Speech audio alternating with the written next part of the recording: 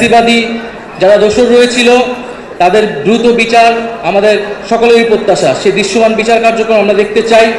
বিচারের মাধ্যমে আমরা আওয়ামী লীগের রাজনৈতিক ফয়সালা করতে চাই এবং গণঅভ্যুত্থানের মাধ্যমে জনগণ আওয়ামী লীগের বিরুদ্ধে 5ই আগস্টই রায় দিয়ে দিয়েছিল। আমরা এর পাশাপাশি বলছি যে বর্তমান সরকার, অন্তর্বর্তীকালীন সরকার যে সংস্কারের কার্যক্রম চালাচ্ছেন জাতীয় ঐক্যমত্য কমিশনের মাধ্যমে, তাদের যে প্রস্তাবিত জুলাই সনদ, সেই জুলাই সনদ আমরা দ্রুত কার্যকর দেখতে চাই এবং সেই বিষয়ে আমরা সকলেই সবার জায়গা থেকে সহযোগিতা করব এবং জুলাই সনদ কার্যকরের মাধ্যমে সংস্কারের রূপরেখা আমাদের সামনে স্পষ্ট হবে। আমরা চাই সংবিধান সম্পর্কিত বিষয় ছাড়া বাকি আরও যে গুরুত্বপূর্ণ সংস্কার কার্যক্রম রয়েছে, যেমন জনপ্রশাসন, পুলিশ ইত্যাদি, এই অন্তর্বর্তী সরকারের সময়ে অধ্যাদেশের মাধ্যমে দ্রুত বাস্তবায়ন করতে। আমরা নির্বাচনের ক্ষেত্রে আমরা বলছি যে সামনে নির্বাচনটা একই সাথে আইনসভা এবং একই সাথে গণপরিষদ নির্বাচন করা সম্ভব এবং এর মাধ্যমে একটি নতুন সংবিধান এবং নতুন করে আমরা গণতন্ত্রের পথে উত্তরণ করতে পারব। ফলে এই সকল কিছুই আমরা দ্রুত সময়ের মধ্যে হওয়া সম্ভব বলেও মনে করছি।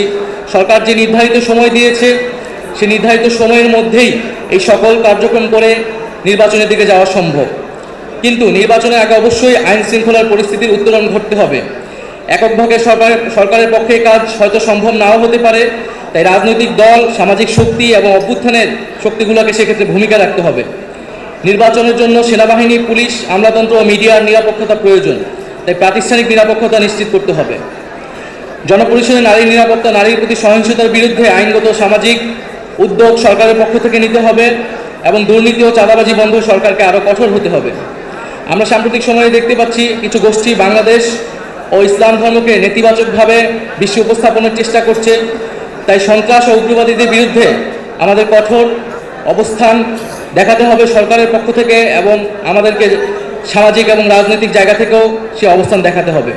ইসলামের যে সহিংস ও সহানুভূতিশীল মূল্যবোধের চর্চা রয়েছে, যা সাম্য, ইনসাফ ও সম্প্রীতি শিক্ষা দেয়, সেই চর্চা এবং সেই শিক্ষা আমাদেরকে সমাজে নিয়ে আসতে হবে।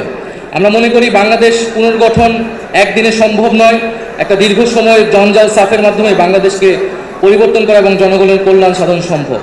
আমরা পুরনো রাজনীতিতে ফেরত যেতে চাই না, আমরা রাজনৈতিক সংস্কৃতির আমূল পরিবর্তন চাই। দলীয় লক্ষ্য আদর্শের বাইরেও মুজিববাদ ও দুর্নীতির বিরুদ্ধে এবং গণতন্ত্র সম্প্রীতির পক্ষে আমরা জাতীয় ঐক্য নির্মাণ করতে চাই। সর্বোপরি জুলাইয়ের আকাঙ্ক্ষা ধারণ করে সকলে মিলে আমরা একটি বৈষম্যহীন, গণতান্ত্রিক, দায় ও দরদের বাংলাদেশ গড়ব, সেই প্রত্যাশা ব্যক্ত করছি।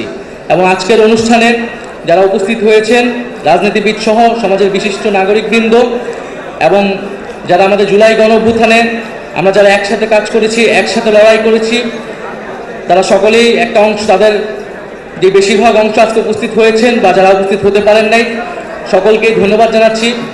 এবং একটা নতুন একটি রাজনৈতিক দল হিসেবে গণঅভ্যুত্থান থেকে আমরা তৈরি হয়েছি, সেই জায়গায় আমাদেরকে আপনারা নানাভাবে সহযোগিতা, সমর্থন এবং শুভেচ্ছা জানাচ্ছেন, এটার জন্য আন্তরিকভাবে আপনাদেরকে কৃতজ্ঞতা করছি।